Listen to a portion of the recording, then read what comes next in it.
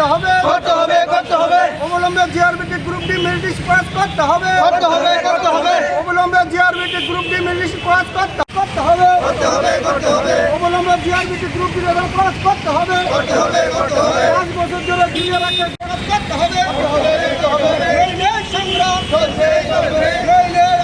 5 বছর ধরে ঝুলিয়ে রাখতে গ্রুপ ডি মেরিট পাস করতে হবে এই নেই সংগ্রাম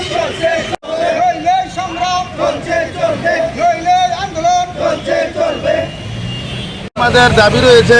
দেখেন, আমরা গত মে মাসের 7 তারিখ এবং 15 জুন গত মাসের 15 তারিখে আমরা এখানে অফিসে চেয়ারম্যানের কাছে আমরা একটা আবেদন রেখেছিলাম ডেপুটেশনের মাধ্যমে, যে আমাদের জিআরবিটির যে এমটিএস এর গ্রুপটি যে পোস্টটি রয়েছে সেটি আজকে 5 বছর হতে চলেছে। গ্রুপটি অলরেডি তারা মেরিট লিস্ট প্রকাশিত হয়েছে এবং তারা চাকরি অফার লেটার পেয়ে জয়েনিং হয়ে গেছে, কিন্তু আমাদের যে গ্রুপটি সেটি এখনও ঝুলিয়ে রয়েছে। আমাদের দাবি, আমরা তো 2বার ডেপুটেশন প্রদান করেছি, এই মাসের মধ্যে যাতে আমাদের যে মেরিট লিস্ট সেটা যাতে পাবলিশ করা হয় সরকারের কাছে।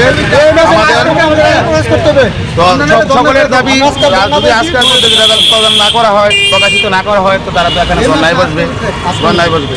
এটাই আমাদের সরকারের মনে হয়েছে। কতদিন হয়েছে?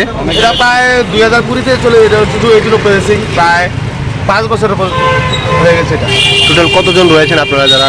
আমরা এখানে আজকে প্রায় 70-80 জনের মতো এখানে এসেছি। এমনিতে আপনাদের কতজন হয়েছেন? আমরা 2500 পোস্ট আমরা কোয়ালিফাই হয়েছি। মুভিক এবং বাইবাই প্রায় 12,000-এর মতো কোয়ালিফাই হয়েছি। এখানে টোটাল পোস্ট হয়েছে 2500। এখনো এটা যে দিচ্ছে না, তাতে আপনার কি মনে হয়? এখানে সকল বেকার ভাইয়েরা, তারা সংসার আছে, সংসার রুটির প্রশ্ন আছে, অনেকে ওভারেজের পথে তো সরকার বাবুর কাছে আমাদের বিনিয়োগভাবে আবেদন যাতে আমাদের মেরিট লিস্টটাও যাতে প্রকাশ করা হয়। কারণ আপনাদের জানা, আমাদের মনে হয় এই মাসে, সামনের মাসে আমাদের পঞ্চায়েতের ইলেকশন হবে, তো এমসিসি কোর্ট চালু হয়ে গেলে তো আর দিতে পারবে না। তো আমাদের দাবি যাতে আমাদের মেরিট লিস্টটা এই মাসে প্রকাশ করা হয়, আমাদের আজকে যাতে প্রকাশ করা হয়। তাহলে আমরা সঠিক টাইম যাতে আমরা চেয়ারম্যান অথবা পূর্ণ কর্তৃপক্ষ থেকে আমরা জানতে পারি, এই জন্য আমরা আজকে ধর্নায় বসবো। আমরা একটা সদুত্তর না পাওয়া পর্যন্ত এখানেই থাকবো আজকে।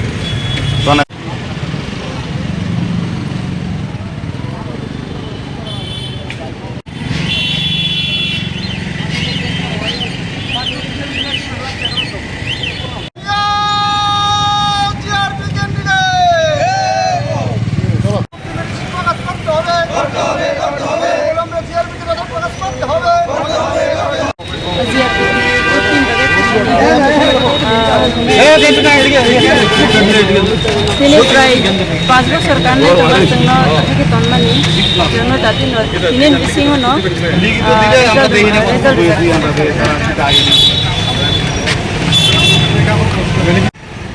আটু বিচারে সবাই